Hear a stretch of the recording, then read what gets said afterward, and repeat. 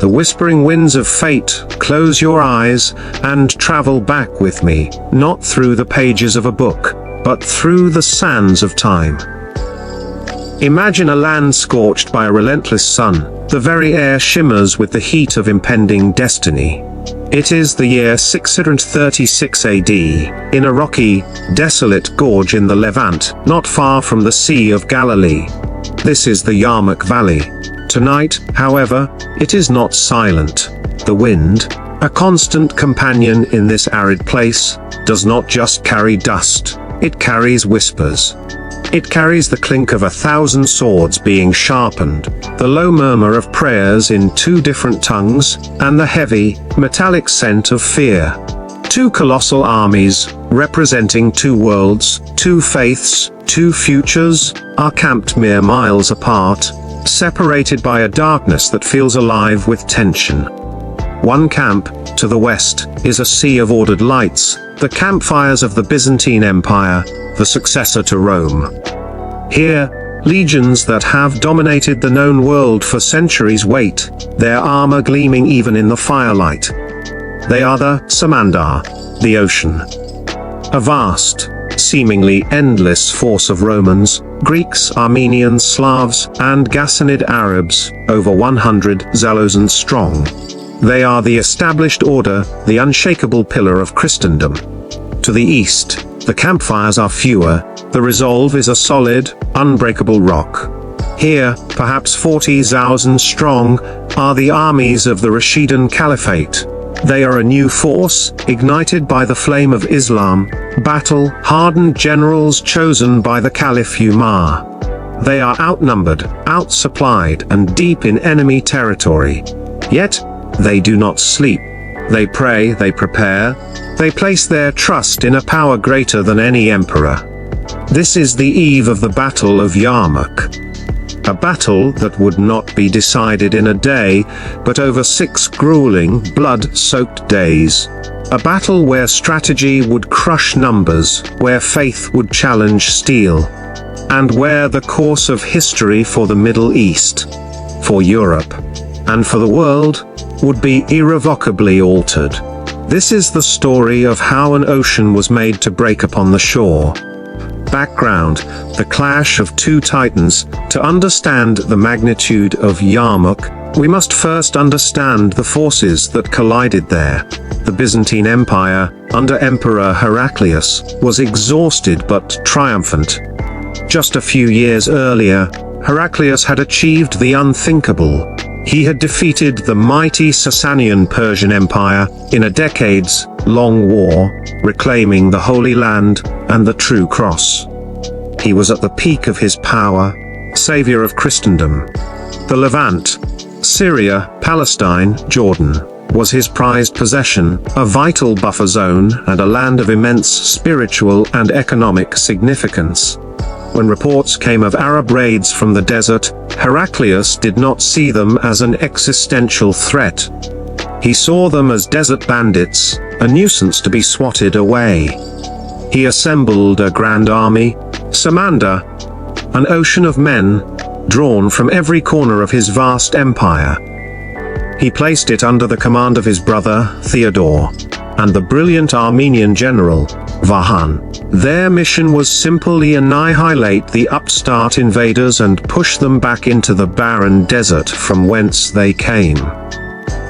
Opposing them was the Rashidun Caliphate. The passing of the Prophet Muhammad, just 4 years earlier, had not weakened the Muslim community. It had united it under the leadership of the first Caliph, Abu Bakr, and then the second, Ibn al-Khattab. The energy of a new faith, promising justice and a direct connection to the divine, was a powerful motivator. The Muslim armies, though small, were highly motivated, mobile, led by some of the most talented commanders in military history. Khalid ibn al-Walid, the Sword of Allah, a man who had never known defeat, Abu Ubaidah ibn al-Jarrah the Trustworthy, Amr ibn al-As, the shrewd strategist, and Yazid ibn Abi Sufyan. Under Khalid's audacious leadership, the Muslims had already captured key Byzantine strongholds like Damascus. They were now dangerously overextended. Caliph Umar, understanding the gravity of the situation, made a fateful decision. He consolidated all Muslim forces in Syria under one command. He chose Khalid ibn al-Walid to lead them. In a legendary feat of desert warfare, Khalid marched his elite mobile guard across the seemingly impassable Syrian desert, joining the main Muslim army just in time to face the Byzantine juggernaut. The stage was set. The disciplined, heavily armored Byzantine Ocean, with its complex hierarchy and reliance on classical tactics, versus the agile faith-driven Muslim army relying on speed, deception, and unshakable belief. Hidden facts and the chessboard of war. The common narrative is of a simple battle between a giant and a dwarf. But the truth is far more fascinating. The lead up to Yarmouk was a masterclass in psychological and tactical preparation. Khalid ibn al-Walid understood he could not meet the Byzantine Ocean head-on. He chose the battlefield with the eye of a grand master. The Yarmouk Valley was a natural defensive position. To the north were steep ravines, to the south, impassable gorges. To the west was the Wadi Rokad, a deep canyon with few bridges. Khalid positioned his army with its back to the desert, cutting off his own retreat. This was not suicide, it was a calculated move to ensure every single soldier fought with the knowledge that there was no escape. It was victory or martyrdom. For months, there was no major battle. Instead, was a tense standoff. Small skirmishes, duels between champions, and psychological warfare were the order of the day. It is said that the Byzantine commander, Vahan, sent envoys to parley with the Muslim leaders. One such meeting is recorded in the annals. Vahan, surrounded by his lavishly dressed retinue, addressed the simply robed Muslim commanders. "You are men of the desert," he said, his voice dripping with condescension. "You are suffering from hunger and deprivation. Return to your lands, and our emperor, in his generosity, grant you annual gifts of food and gold." Abu Ubaidah, a man known for his gentle piety, replied with a calm that belied the tension. "We have not come for your gold or your food. We have come to call you from the worship of men to the worship of the Lord of men. We bring you a message from God. Accept it, and you will be safe. Else, you must pay the jizya in submission. If you refuse that too, then only the sword shall decide between us." The dialogue went nowhere, but it revealed the fundamental chasm between the two sides. The Byzantines saw this as a war for land and tribute. The Muslims saw it as a war for a divine cause. Another hidden fact was Khalid's masterful use of his cavalry. The Byzantine heavy cavalries, the cataphracts, were formidable. They were slow. Khalid organized his cavalry into a highly mobile, centralized strike force that he personally commanded. He intended to use it as a hammer, to be deployed at the critical moment on the critical part of the sprawling 15-kilometer front. The atmosphere in the Muslim camp in those final hours was not one of panic, but of profound spirituality. They were not just soldiers, they were mujahideen, those who strive in the path of God. Their leaders moved among them, not as distant generals, but as brothers, sharing their hardships. The sound of their prayers echoed in the canyon, a stark contrast to the more formal, priest-led services in the Byzantine camp. This unity of purpose would be their greatest and most hidden weapon. The dramatic turning points. 6 days of hell. The battle erupted in August 636. The heat was infernal. The Byzantines, confident in their numbers, launched the first attack. What followed was not a single clash, but a brutal 6-day saga of attrition. Day 1 and 2, the test of shields. The Byzantine infantry advanced in a massive, disciplined phalanx, their shields interlocked, a moving wall of steel. They pushed the Muslim lines back. The fighting was hand-to-hand, savage and personal. But the Muslim lines, though bending, did not break. They fought with a ferocity that stunned the Byzantines. At the end of the second day, Muslims had lost ground, but their spirit was unbroken. Khalid, observing everything, knew he had to withstand the initial shock. Day 3, the Day of Lost Eyes. This day saw some of the most ferocious fighting. Vahan planned a massive, coordinated assault on all fronts to overwhelm the Muslims. The battle reached a fever pitch. It is said that so many Muslim soldiers were struck in the eyes by Byzantine arrows that a part of the battlefield was later named the Day of the Lost Eyes. The situation became desperate. One point the Muslim right wing, commanded by Amr ibn al-As, was on the verge of collapse. The standard bearer fell. Morale began to waver. It was then that the women in the Muslim camp, who had been providing water and tending to the wounded, entered the fray. Led by figures like Khawla bint al-Azwar, they picked up tent poles and swords, attacking the Byzantine soldiers who broke through. "Turn back," they cried to the retreating men. "Where are you going? You flee from paradise, you flee from the women." Shamed and reinvigorated, the Muslim soldiers turned and fought with renewed fury, pushing the Byzantines back. This was a critical turning point. The entire Muslim community, men, women, and children, was invested in this fight. Day 4, the calm before the storm. A strange quiet fell over the battlefield. Both sides were exhausted, licking their wounds. Vahan, frustrated by his inability to break the Muslim lines, planned his masterstroke for the following day. A massive cavalry charge from both flanks to encircle and annihilate the entire Muslim army. Day 50, Khalid's masterstroke. This was the day that decided the fate of the battle, and of empires. Launched his grand cavalry assault. On the Muslim left, the Byzantine cavalry, mostly Ghassanid Arabs, charged.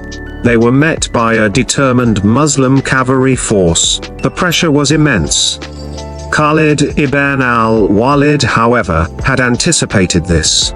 He had kept his central cavalry reserve hidden. As the Byzantine cavalry on the left became fully engaged, he saw his moment. He did not send his reserve to reinforce the left flank. Instead, he executed a maneuver of breathtaking audacity. He launched his entire mobile guard in a devastating counter-attack against the right flank of the now exposed Byzantine cavalry. It was a classic hammer and anvil tactic on a grand scale. The Muslim infantry on the left was the anvil, holding the Byzantine cavalry in place. Khalid's horsemen were the hammer, smashing into their side. The result was carnage. The Byzantine cavalry on the left was routed, trampling their own infantry in their panic to escape. But Khalid was not done. He immediately wheeled his cavalry and raced across the entire length of the battlefield to the Muslim right flank, which was also under heavy cavalry assault. He repeated the same devastating maneuver, shattering the Byzantine cavalry there as well. In one day, had neutralized the Byzantine army's greatest advantage, its numerical superiority in cavalry. The ocean had lost its most powerful waves. Day 6, the trap is sprung. The Byzantine cavalry shattered. Vahan had no choice but to commit his entire infantry to a final, desperate push. The fighting was more brutal than ever. The Muslims, sensing victory was near, fought like men possessed. Khalid now executed the final phase of his plan. In the chaos of the battle, he sent detachments to secure the few bridges over the Wadi Yarmouk canyon to the west. The Byzantine army's only line of retreat. As the day wore on and the Byzantine assault faltered, Khalid ordered a general advance. The entire Muslim line surged forward. The Byzantine army, pressed from the front and with their cavalry gone, began to crumble. The order for retreat turned into a stampede. Thousands of soldiers, their discipline gone, rushed towards the bridges over the Wadi Yarmouk, only to find them held by Muslim troops. What happened next was a tragedy of epic proportions. Panicked Byzantine soldiers, pushed from behind by their comrades, were forced over the steep edges of the canyon. Thousands fell to their deaths on the rocks below. Others were cut down as they tried to flee. The canyon became a mass grave. The mighty Byzantine army, the Samandar, was utterly destroyed. Mysteries and echoes, the Battle of Yarmouk was over. The scale of the Byzantine defeat was staggering. Their army ceased to exist. Emperor Heraclius, in Antioch, received the news and is reported to have said, "Farewell, Syria, and what a beautiful land you are for the enemy." He never returned. But mysteries linger. What was the exact death toll? Historians estimate the Byzantines lost anywhere from 40,000 to 70,000 men. The Muslims, perhaps 3,000. Why did the Ghassanid Arab allies of the Byzantines perform so poorly? Was it a lack of loyalty, or were they simply outmatched by Khalid's tactical genius?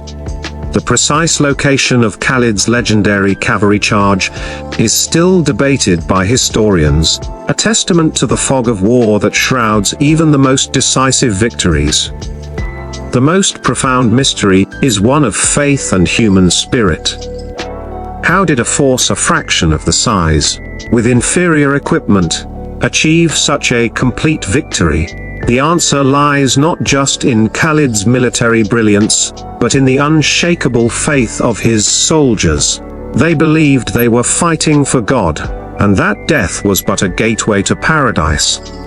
This conviction made them fearless, disciplined, resilient in a way the mercenary-based Byzantine army could not comprehend. Powerful conclusion: the shore that held the Battle of Yarmouk was more than a military engagement. It was a historical pivot. In its aftermath, the entire Levant lay open to the Muslim armies. Jerusalem, the spiritual heart of the region, fell shortly after, not through bloody conquest, through a peaceful treaty negotiated by Caliph Umar himself. Syria, Palestine, and then Egypt were integrated into the expanding caliphate, beginning a new chapter in their history. The victory at Yarmouk ensured the survival and expansion of the nascent Islamic State. It broke the power of the Byzantine Empire in the region forever, and set the stage for the flowering of Islamic civilization, a golden age of science, art, culture that would later enlighten the world. The Samandar, the ocean, had broken upon the shore. And that shore was not made of sand, but of faith, of unity. The strategic genius of Khalid ibn al-Walid, and of the indomitable will of men and women who believed they were part of something greater than themselves. The winds still blow through the Yarmouk Valley today. If you listen closely, they no longer whisper of clashing swords or marching legions. They whisper a timeless lesson, that history does not always favor the large and the powerful, but often the resolute, the strategic, and the faithful. They whisper the epic of the day the ocean was turned back.